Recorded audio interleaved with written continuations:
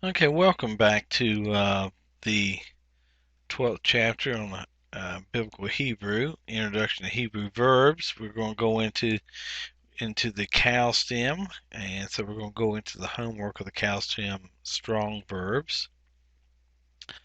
And what we want to get into is basically to classify whether this is a strong verb or whether it's a weak verb, and then classify what type of verb it is if it's weak right here. So we're going to go first under here for number one is amad, which means to stand. That's what we get the word amidah from, the standing, because we stand and recite basically the prayers, the blessings here. All right, and because the amad has a ayin at the very beginning, this is called a weak verb because the ayin is a guttural and it's in the first position here. So it's in the first, we would call this the first guttural because it's in the first root position here. Secondly, number two is ga'al, to redeem or buy back. A goel is a redeemer kinsman. A ga'al is, since it has a aleph in the middle, aleph is a guttural, and so this is a weak verb, and it's in the second position, so it's called a second guttural. Number three, barach. Here we have basically a resh is sometimes a semi-guttural because it rejects the doubling, but it does accept the shava, vocal shava, so this is not really considered a guttural here. But the chet at the end is a third guttural. This is a weak verb, and it is a third guttural because it's in the third position here. We have katal. Okay, we have katal here for kill. Um, Basically, this is a strong verb. There's no gutturals in this root here. You got a kof, a tet, and a lamed. So it's a strong verb. We've got chavat, number five, which is to gather. It's a strong verb too. It doesn't have any gutturals in its root. So let's go ahead and move this up a little bit here.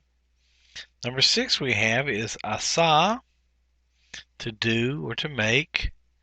Um, we actually have an ayin in the first position, so it is a first guttural, and we have a third hey in the third position here, hey in the third position, so it's a third hey. So it's both a first guttural and a third hey. So it's what we call doubly weak. It has two um, weak consonants in there. Okay, number seven is bana, to build. So we have it is a weak verb because we have a third, it's a third hey. So it's a weak verb, and so it has a third hey ending on it. Number eight is ahav, to love. It is a weak verb because it has a first aleph and a second hey. So it has a second guttural in the second position. Aleph in the first position and a hey in the second position. It is a doubly weak verb. Number nine, we have katav, and it's a strong verb in here. And going back up to 7 and 8, notice these third hays. Notice these third hay verbs, these third hay endings on here. The vowel is a comments on both asa and bana, and normally it would take a patak like on these other ones we've been here, but the reason because hay is considered a weak consonant, it actually lengthens that patak to a comments. So in these third hays, and third aleph verbs, you'll wind up having comments vowel patterns, comments, versus in a regular vowel verb, you'd have a comments patak. And so we'll get down to number 11 in a minute. I'll show you that too. Number 9 is kathav, to write, and it is a strong verb. There's no gutturals here. Savav is a weak verb here, and you don't have any gutturals, but this is what they call a geminate. You have a bait, bait, samic, vet, vet right here. So this is a what's called a weak verb because it is a geminate. It has double the second and the third consonants are identical. That means to surround or go around, surround. Number 11 is matzah here, and matzah has a third aleph, and you see how the aleph is the vowel up under the sade is actually a komets instead of a patak. And again, the aleph is a weak consonant, so it allows that patak to lengthen um, to a komets here. So the olives, the third olives and third hays do that. All right, we have number 12, Shema. This is a weak verb here. Oh, number 11, Matzah, is a weak verb. It's the third olive here. Number 2, Shema. It is weak, and it is because it has a third guttural. A guttural in the third position here. We go from right to left here on that. So that's third position. That is a ayin here. Number means to obey or to hear. And ra'ah, number 13, is weak because we have both a ayin here in the second position and a third hay. So it's doubly weak. So you have a second guttural and a third guttural.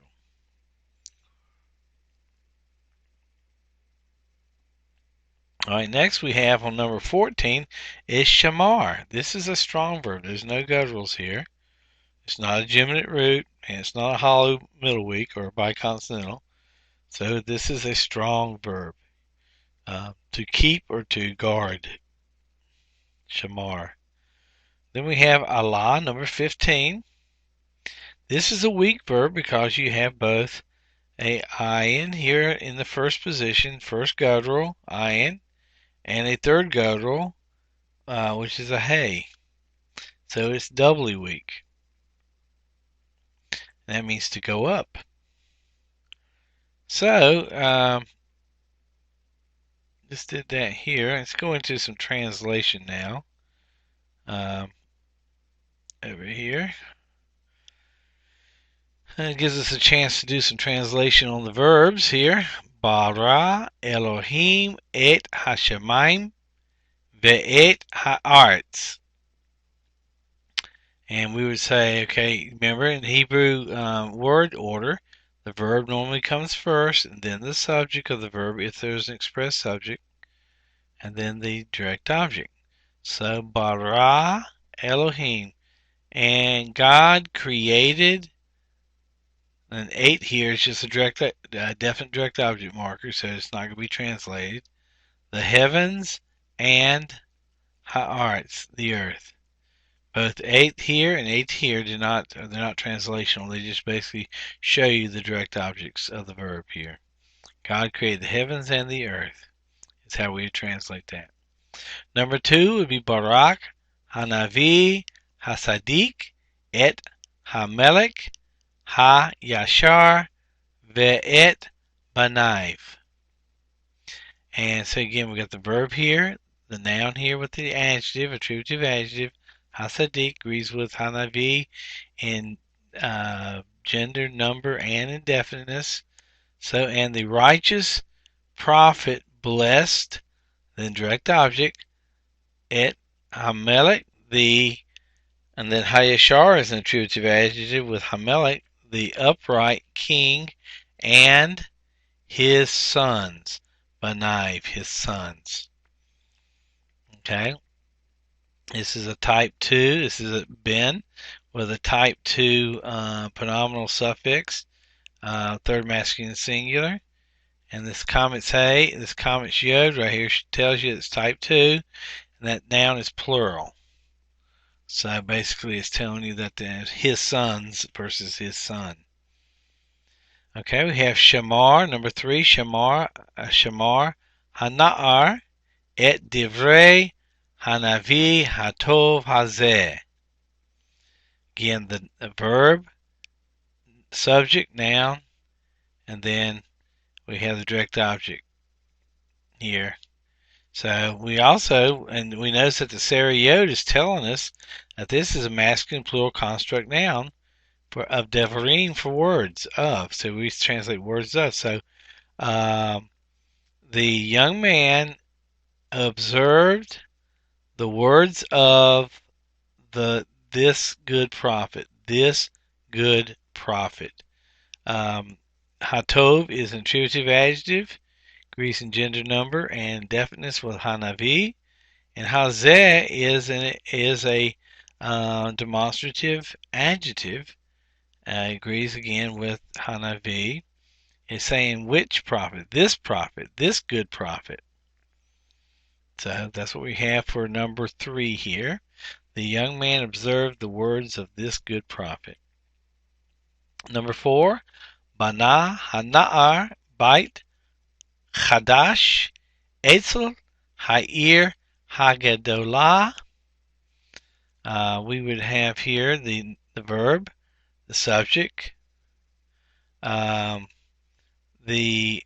direct object, Bait Chadash, and then the preposition, Etzel, Ha'ir Hagadolah. Hagadolah is an attributive adjective with Ha'ir. So we would translate this as the young man here built a what type of house? A Chadash, a new house. Etzel, near, the preposition, the great city. Great city here. Remember, the attributive adjectives come after the noun that they're modifying. They agree with the nouns they're modifying: gender, number, and definiteness. All right, let's go over here and Ele Shmot Bnei Yisrael. All right, and we have Ele Shmot Bnei Yisrael. Ele is a demonstrative, either adjective or pronoun. In this case, because it comes before the noun that modifies, it is basically a demonstrative pronoun. These are, we have to put are the names of the sons of Israel. So we have two nouns in construct. Shmot B'nai. The Sariot shows you that that is a masculine plural construct noun from Ben, sons of. And Shmot is a feminine plural construct noun, names of here. So we have a double construct noun here. These are the names of the sons of Israel. Alright, and there was no verb in this clause here, so we had to put a to be verb in there in English. Shalach hashofet et mal'acho el bat hanavi hara'ah. Okay, we have the verb here, the noun, the subject and the noun, subject of the verb here, and direct object. So the judge sent his messenger to the house of the sorry, not to the house, but sent his messenger to the daughter of the let's see, Hara'ah, sorry about that. Hara'ah, the comments hey is agreeing with bot, so it's actually not with prophet but bot. You got the comments hey, tells you that that's a feminine singular adjective, so that actually agrees with bot, not hanavi. So basically, the judge sent his messenger to the evil daughter of the prophet, or wicked daughter of the prophet. Here. So this is an attributive adjective here, agreeing with daughter bot. And so we got ma'akol, that is a masculine noun, singular noun with a third masculine singular pronominal suffix on it. His messenger. And shalach here is a cow stem, perfect tense, third masculine singular verb here from shalach. In fact, all these verbs in the past have been shalach is that, banah is that, shamar is that. I don't think we had any other ones here that were, let me see, barak, bless, bara. Okay, so they're using the third masculine singulars in the verbs here in this exercise here. All right, let's go to number 7 here. Sadiq ha-kohen hazeh mehamelech hahu. Okay. Okay.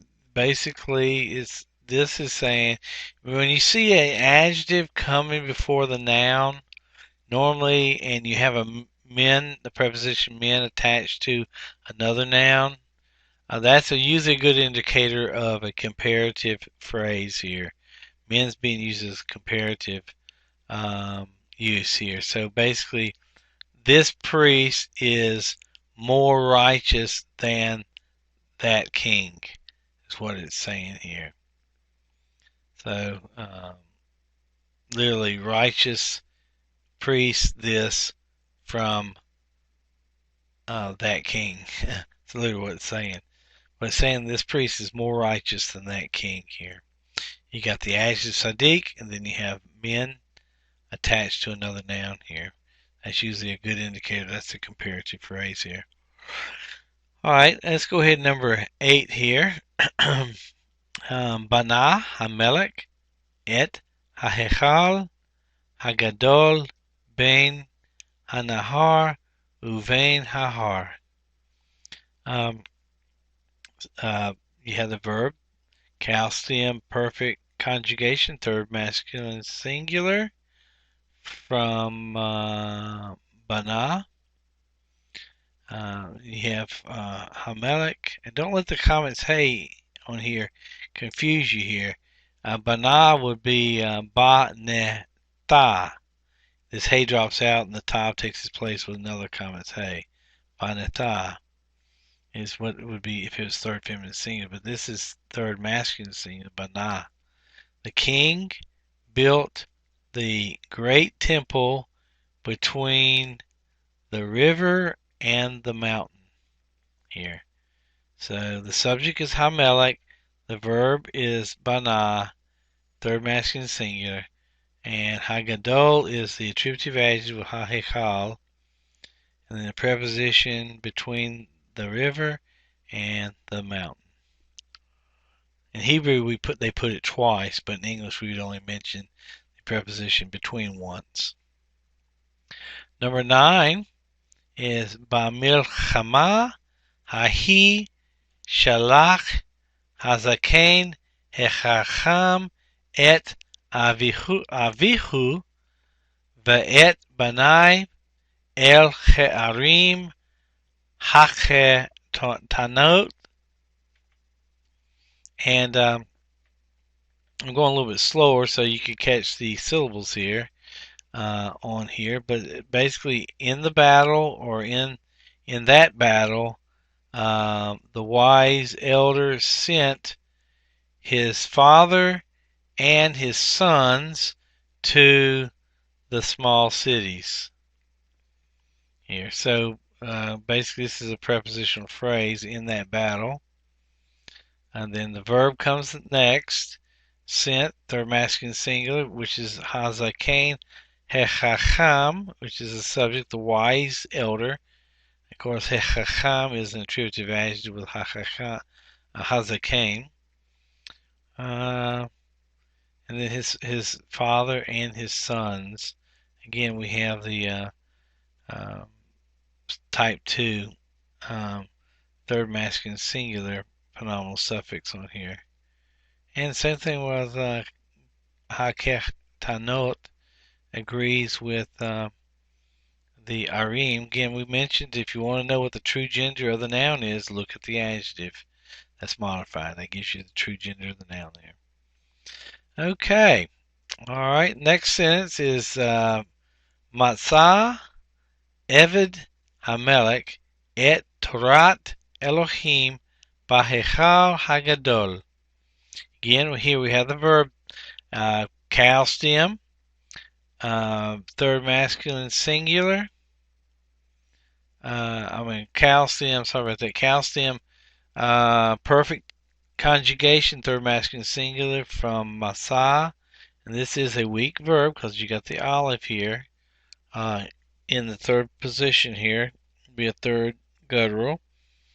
The servant found the servant. Let's see. The servant of the king found the law of God in the great temple here. So Eved can be both, remember, singular nouns in the singular form can be both absolute and construct, either one. But since you got Eved and Amalek here, most likely these two nouns, one right after the other without anything separated, that's going to be a construct. Eved's going to be a construct noun here. The servant of the king found the law of God. So we got two constructs. Torah is a construct noun too. It's feminine singular construct from Torah because the patak and the tav here.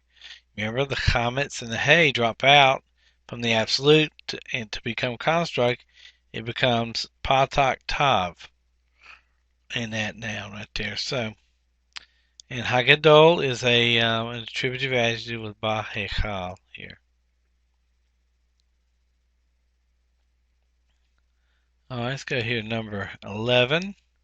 Natan Elohim et devaro ve'et torato ve'et mitzvotai le'anshe ha'ir hara'ah. Okay, we got the verb here first with an express subject, which is Elohim. And then we have the direct object marker with devaro.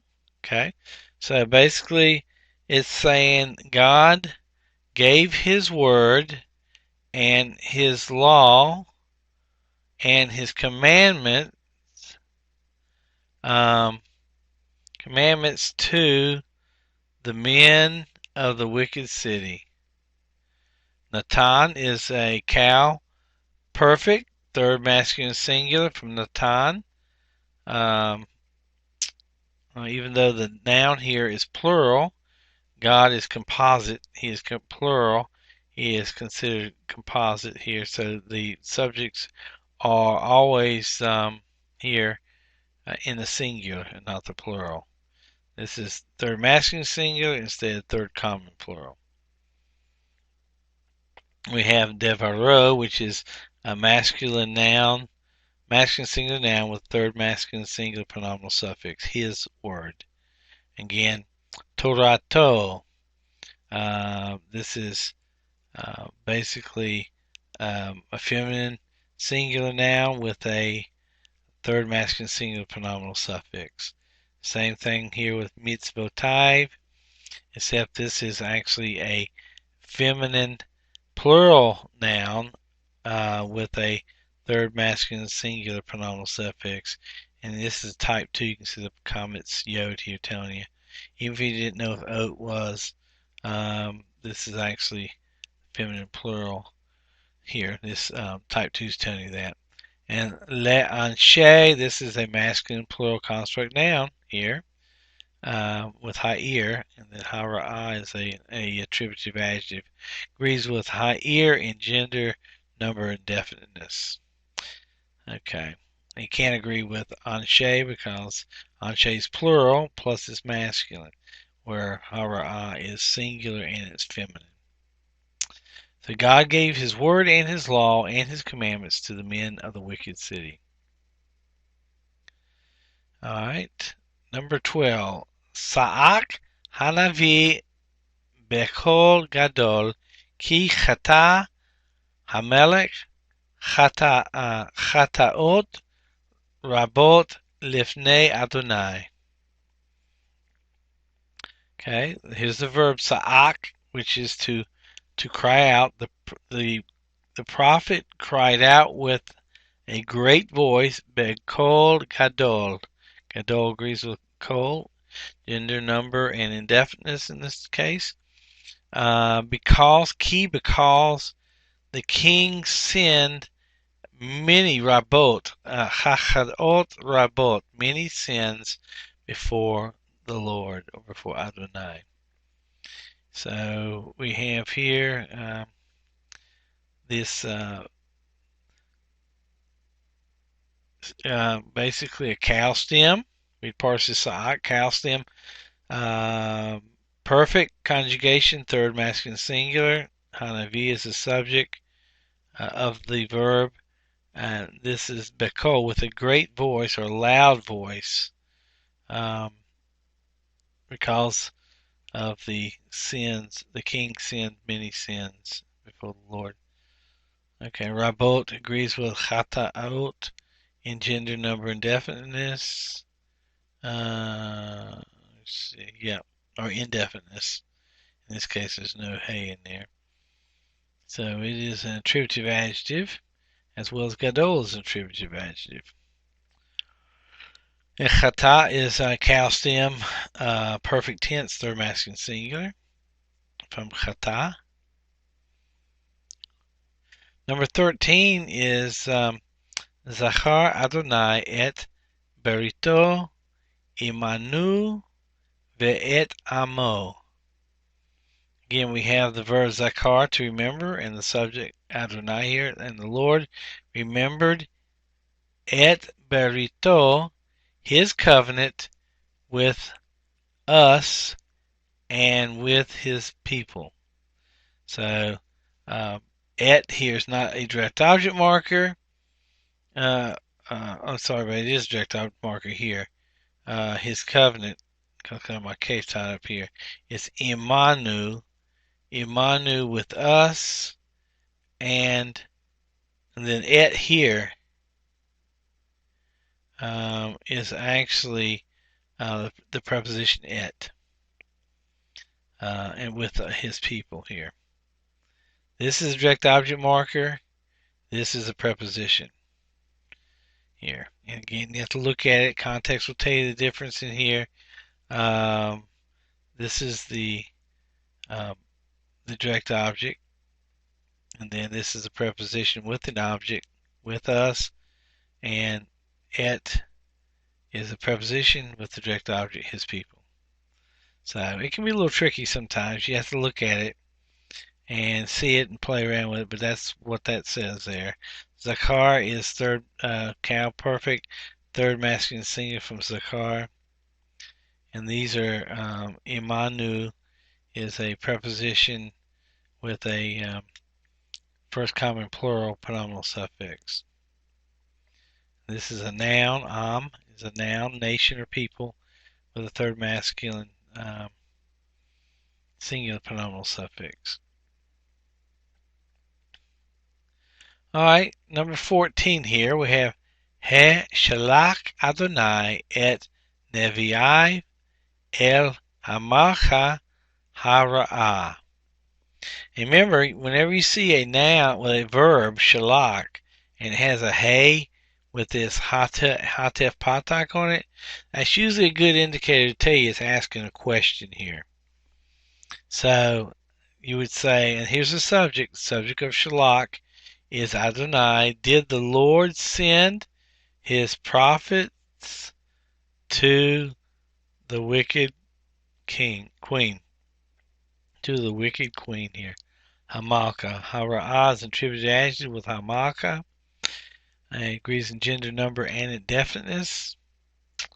And here's a masculine plural noun with a third masculine singular pronominal suffix here. Nevi'ai. So that is his prophets. Okay. If there's anything else here, nope, that's it right there. Okay, guys. Well, that's all for the homework here in chapter 13.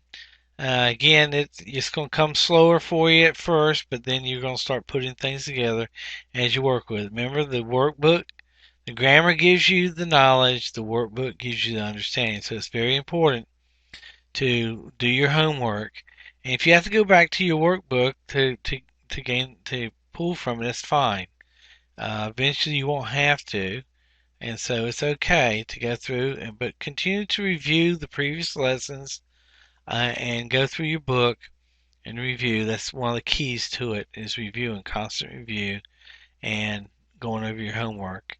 Uh, and so be sure to sign up for the the breakout sessions for this week, and so we can be able to take any question and answers. Go to www.tobysplace.org and sign up on the online classes page. You'll find the uh, the breakout sessions link where you can sign up. Okay. All right. Until next time. Shalom.